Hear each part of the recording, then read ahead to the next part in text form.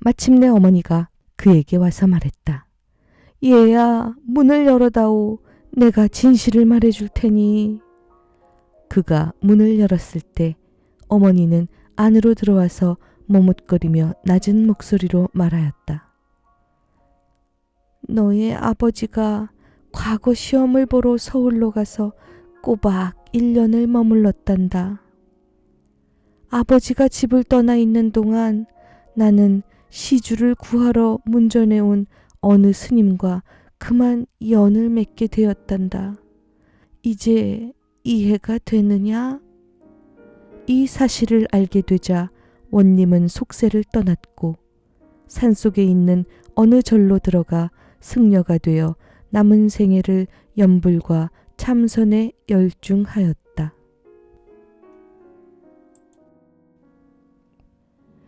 안녕하세요. 달구나입니다. 오늘은 한국 민담 영특한 두 형제와 원님의 비밀을 서울 월드컵 공원 안에 있는 하늘공원의 억새 축제장을 산책하며 읽어보려고 합니다. 하늘공원은 매년 가을마다 억새의 물결이 장관을 이루죠. 제가 10여 년 전에 방문했을 때나 이번에 방문했을 때나 여전히 억새는 장관이었습니다. 하늘공원 밑에서 맹꽁이 버스를 기다리느라 줄을 많이 서시는데 그냥 걸어 올라가도 20여 분이면 충분히 갈 수 있는 짧은 거리이니 산책하기 아주 좋습니다. 오늘 한국민담 영특한 두 형제와 원님의 비밀은 새들의 소리를 알아듣는 영특한 형제가 원님과 찾아가는 수수께끼 풀이 같은 이야기입니다. 마지막은 원님의 비밀을 밝히는 일인데요. 자신의 비밀을 찾아가는 과정에서 충격을 받습니다. 이후에 어떻게 되었을까요? 가을 억새의 절정을 즐기시며 한국 민담을 들어보실까요?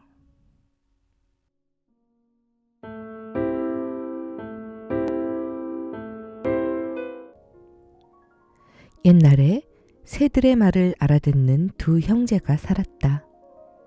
그들은 아주 작은 징후를 보고 추측하는데 매우 영특했다.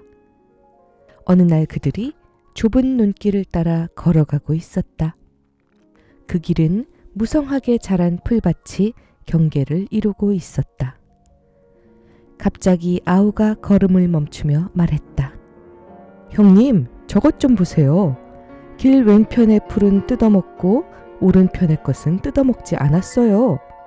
오른쪽 눈이 먼 소가 방금 이곳을 지나갔다는 뜻이 아니겠어요? 형님이 대꾸했다. 그래, 그 소는 왼쪽 눈으로 길 왼편에 난 풀만을 보았음이 분명해. 형제는 계속 걸었다. 그때 어떤 남정네가 그들에게 달려와서 홀로 방황하고 있는 소를 보았냐고 물었다. 그 소는 쉽게 알아볼 수가 있어요. 오른쪽 눈이 멀었거든요. 그들은 소를 보지 못했다고 말했지만 이런 식으로 자신들의 추측한 것을 확인하게 되어 매우 만족스러워했다. 그날 늦게 형제는 산속으로 갔다. 그들이 산길을 따라 걷고 있을 때 저 먼 곳에 있는 큰 소나무에서 까치가 울고 있는 소리를 들었다. 까치는 그들을 부르고 있는 것 같았다. 이리 오세요. 젊은 양반들, 이리 오세요. 당신네들이 오실 때까지 나는 떠날 수가 없답니다. 그래서 까치가 무엇 때문에 그러는지 가까이 가자 소나무 아래에 한 남자가 살해되어 누워있는 것을 발견했다. 그는 죽은 지 얼마나 되었는지 알 수가 없었고 그의 가슴에는 칼이 꽂혀 있었고 상처에서 피가 흘러내리고 있었다.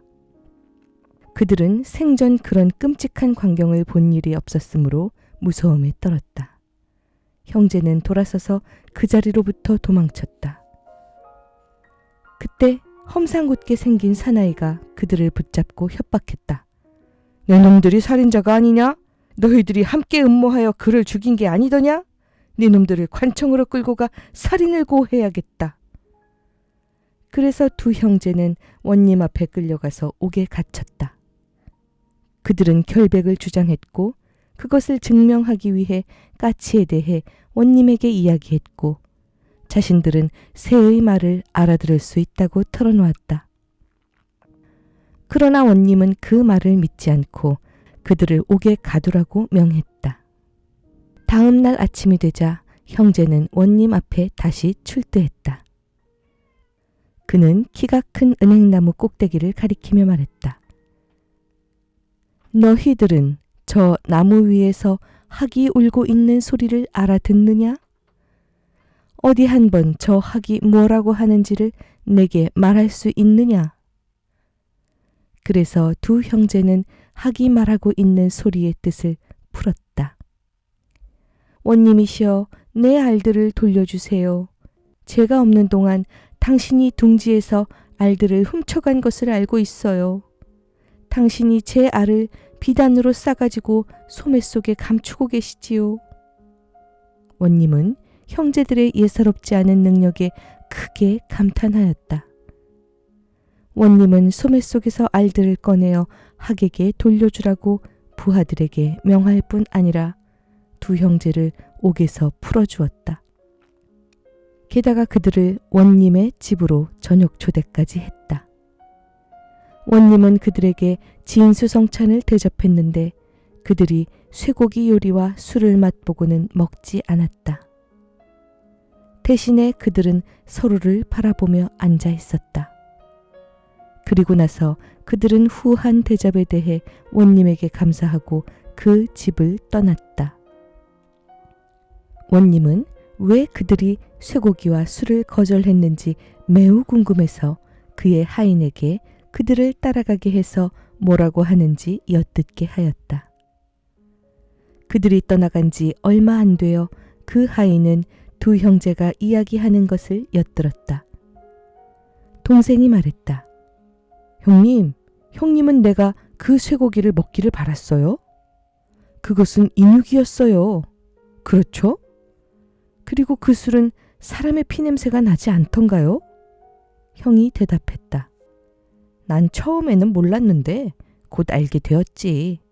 그것은 물론 진수성찬이었어. 쇠고기 요리와 술을 제외하면 말이야. 그리고 원님은 시주를 구하러 다니는 중의 아들인데도 참 현명한 사람이지. 이것을 듣고 종은 원님에게 달려가서 쇠고기와 술에 대한 것과 원님이 시주를 구하러 다니는 중의 아들이라고 한 것을 들은 대로 전했다. 원님은 노발대발했고 그 형제를 다시 잡아오게 했다. 원님이 잡혀온 형제에게 물었다. 쇠고기가 사람의 고기였으며 술은 사람의 피냄새가 난다고 말한 것은 무슨 뜻이냐? 그것은 분명 사실이 아니다. 왜 그런 말을 했는지 말하여라. 동생이 대답하였다. 원님이시여, 쇠고기를 가져온 푸죽간 백정과 술집 주인에게 가서 각각 물어보십시오. 그래서 원님은 그들을 불러오게 했다. 푸죽간 백정은 소가 새끼를 낳은 후 즉시 죽었기 때문에 그 송아지에게 며칠 동안 그의 아내의 젖을 먹였다고 고백했다.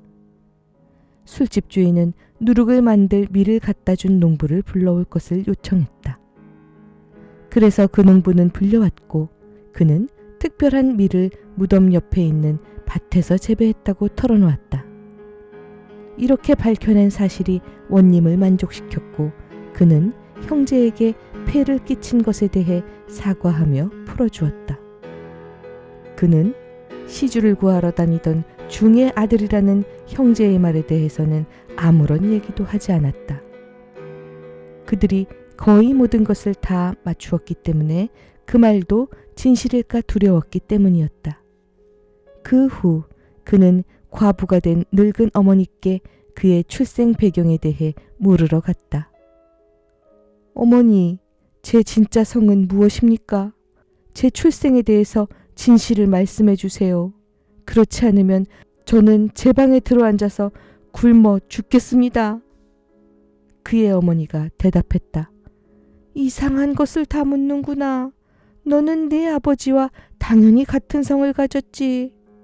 그러나 원님은 그녀가 진실을 말하고 있지 않다고 의심하고 어머니가 진실을 말해줄 때까지 방에 들어가 문을 잠그고 단식을 했다. 마침내 어머니가 그에게 와서 말했다. 얘야, 문을 열어다오. 내가 진실을 말해줄 테니. 그가 문을 열었을 때 어머니는 안으로 들어와서 머뭇거리며 낮은 목소리로 말하였다. 너의 아버지가 과거 시험을 보러 서울로 가서 꼬박 1년을 머물렀단다.